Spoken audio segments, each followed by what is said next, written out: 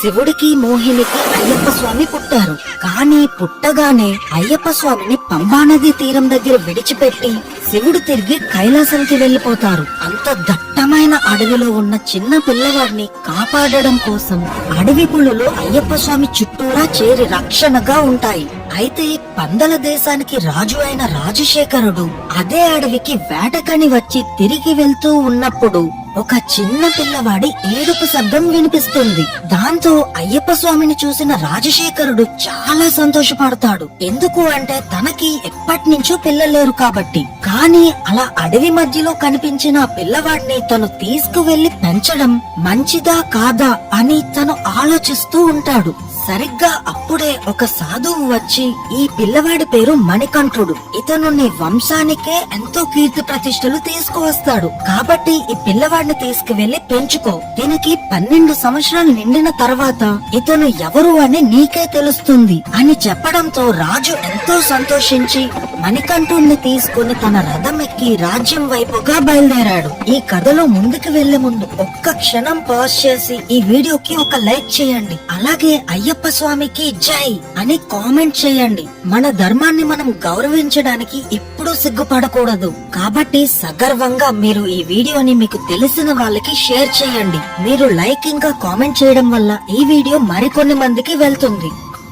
ఇక కథలోకి వెళ్దాం. మణికంఠుడిని తీసుకొని రాజశేఖరుడు తన రాజ్యంకి వచ్చారు. అయితే రాజశేఖరుడి భార్య రాజు చేతిలో ఒక చిన్న పిల్లవాడిని చూసి ఆశ్చర్యంతో రాజు దగ్గరికి వెళ్ళింది. దాంతో రాజు జరిగిన విషయం అంతా రాణికి చెప్తారు. అప్పుడు రాణి మణికంఠుడిని తీసుకొని తన ప్రజలందరికీ పరిచయం చేస్తుంది.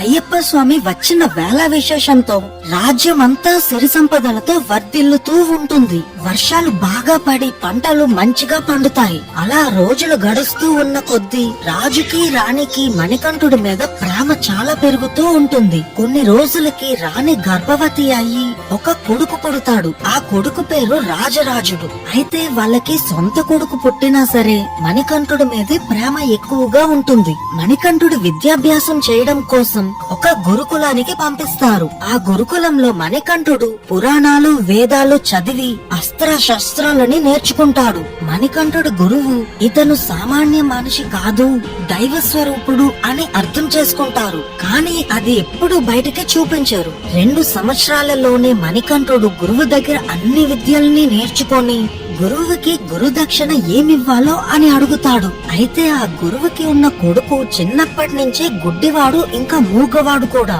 దాంతో అయ్యప్ప స్వామిని తన కొడుకుకి చూపుని ఇంకా మాటల్ని ఇమ్మని కోరుకుంటాడు. అప్పుడు అయ్యప్ప స్వామి తన గురువు కొడుకుని పిలిపించి చూపుని ఇంకా మాటల్ని ప్రసాదిస్తారు. కానీ ఈ విషయం బయట ఎవ్వరికీ చెప్పొద్దు అని మాట తీసుకుని గురుకులం నుంచి బయలుదేరుతాడు. రాజ్యంకి తిరిగి వచ్చిన మణికంఠుడిని చూసి రాజు చాలా సంతోషించి వెంటనే మణికంఠుడిని రాజుగా పట్టాభిషేకం చేద్దామని నిర్ణయించుకుంటాడు. అదే రోజు రాత్రి రాజు రాణితో ఈ విషయం చెప్తారు. అప్పుడు రాణి చాలా సంతోషపడి వచ్చే వారమే మణికంఠుడికి పట్టాభిషేకం చేద్దాం అని మాట్లాడుకుంటారు. కానీ మరుసటి రోజు రాజు దర్బార్లో ఉండే దీవాన్ అంటే మంత్రి రాజు దగ్గరికి వచ్చి, ఏంటి రాజా ఈ బుర్రలేని పని, నీ సొంత కొడుకు ఉండగా ఎక్కడో దొరికిన వాడిని నువ్వు రాజు చేస్తానంటావేంటి? ఇది రాజ్యానికి శ్రేయస్కరం కాదు. కాబట్టి ఇలాంటి ఆలోచనని మానుకొని మణికంఠుడిని వెంటనే రాజ్యం నుంచి బహిష్కరించు అని చెప్తాడు. అప్పుడు రాజు, ఏం మంత్రి నోరు లెగుస్తుంది, రాజువి నువ్వా నేనా? నాకు తెలుసు ఎవరిని రాజు చెయ్యాలో ఎవరిని బహిష్కరించాలో. మర్యాదగా వచ్చిన దారినే తిరిగి వెళ్ళిపో, లేదా నిన్నే రాజు బహిష్కరణ చేస్తాను అని కోపంగా ఆ వచ్చిన దీవాన్ని తిరిగి పంపించేస్తాడు. దాంతో ఆ మంత్రి తిరిగి వెళ్తూ, ఒకవేళ మణికంఠుడు గనక రాజు అయితే నా ఆటలు ఇంకా సాగవు, కాబట్టి ఎలాగైనా సరే ఈ పట్టాభిషేకంని ఆపాలి అని రాణి దగ్గరికి వెళ్తాడు. అప్పటికే రాణి తన సొంత కొడుకుతో ఆడుకుంటూ ఉంటుంది. అది చూసిన మంత్రి రాణితో, మాత మీ కొడుకుతో ఆడుకుంటున్నారా? సరే ఇప్పుడే ఆడుకోండి, ఎలాగో ఇంకా ఎక్కువ రోజులు మీ కొడుకు మీతో ఉండడు అని అంటాడు. దానికి ఆశ్చర్యపోయిన రాణి, ఏమంటున్నావు దీవాన్ అని అడుగుతుంది. అప్పుడు ఆ మంత్రి, మరి లేకపోతే ఏంటి మాత, మీ సొంత కొడుకు మీ రక్తం పంచుకొని పుట్టిన పిల్లవాడిని కాదని ఎక్కడో అడవిలో దొరికిన వాడిని తీసుకువచ్చి రాజుని చేస్తారా? వాడి కులం ఏంటో కూడా మనకి తెలియదు. ఒకవేళ వాడు శత్రువు కొడుకైతే ఏం చేస్తారు? వాడిని గనక మీరు రాజుని చేస్తే మరుసటి రోజే మిమ్మల్ని మీ కొడుకుని రాజ్యం నుంచే తోలేస్తాడు. అయినా మీ సొంత కొడుకు ఉండగా ఎక్కడో దొరికిన వాడిని రాజు చేయాల్సిన అవసరమేంటి అని లేనిపోని విషయాన్ని రాణి మనసులోకి ఎక్కిస్తాడు ఆ మంత్రి. ఇదంతా విన్న రాణి పుత్రుడి పైన వ్యామోహంతో ఆలోచించడం మొదలు పెడుతుంది. అలా ఆ రాణి ఇంకా మంత్రి ఒక్కటయ్యి మణికంఠుడిని చంపేయడం కోసం వ్యూహం పన్నుతారు.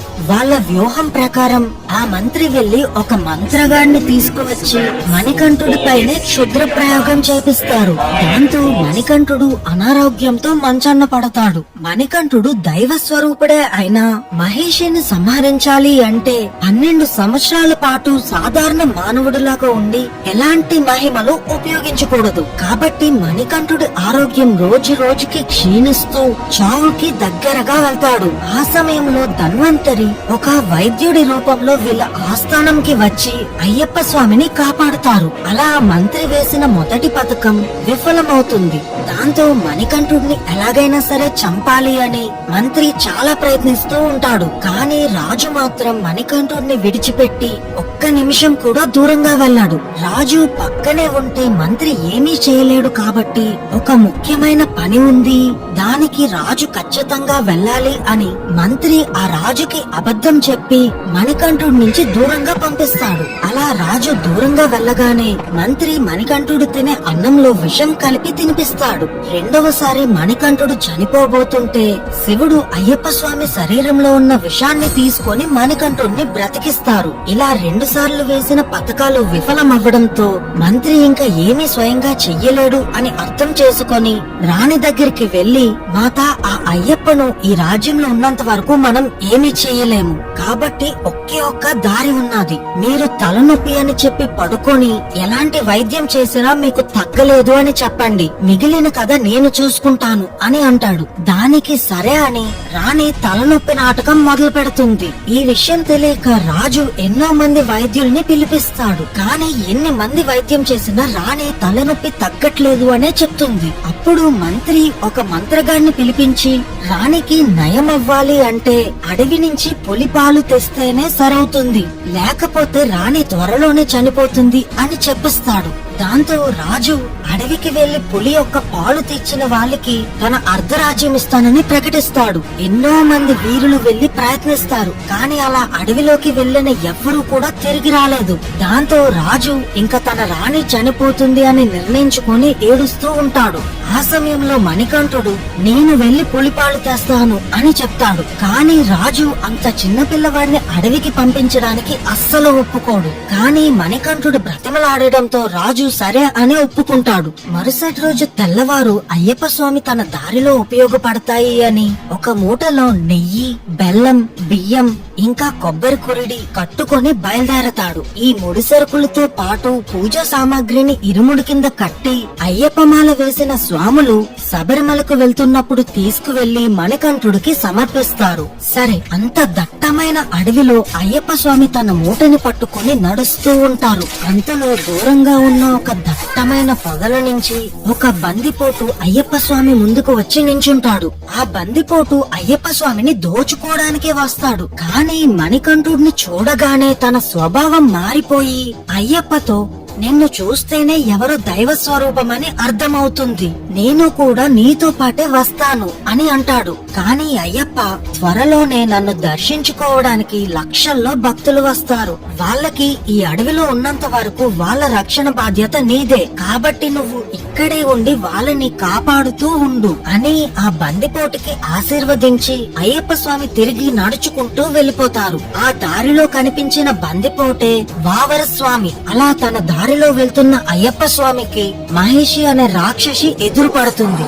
ధర్మాన్ని స్థాపించడం కోసం అయ్యప్ప స్వామి మహేషితో యుద్ధం చేయడం మొదలు పెడతాడు. ఆ భయంకరమైన యుద్ధం కొన్ని రోజుల పాటు సాగుతుంది. ఆఖరిగా మహేషిని అయ్యప్ప స్వామి సంహరించి అక్కడ అక్కడే రుద్ర తాండవం చేస్తాడు. అక్కడ చనిపోయిన మహిషి శరీరం నుంచి ఒక దేవకన్య జన్మిస్తుంది. తనే మాలికాపురత్తమ్మ.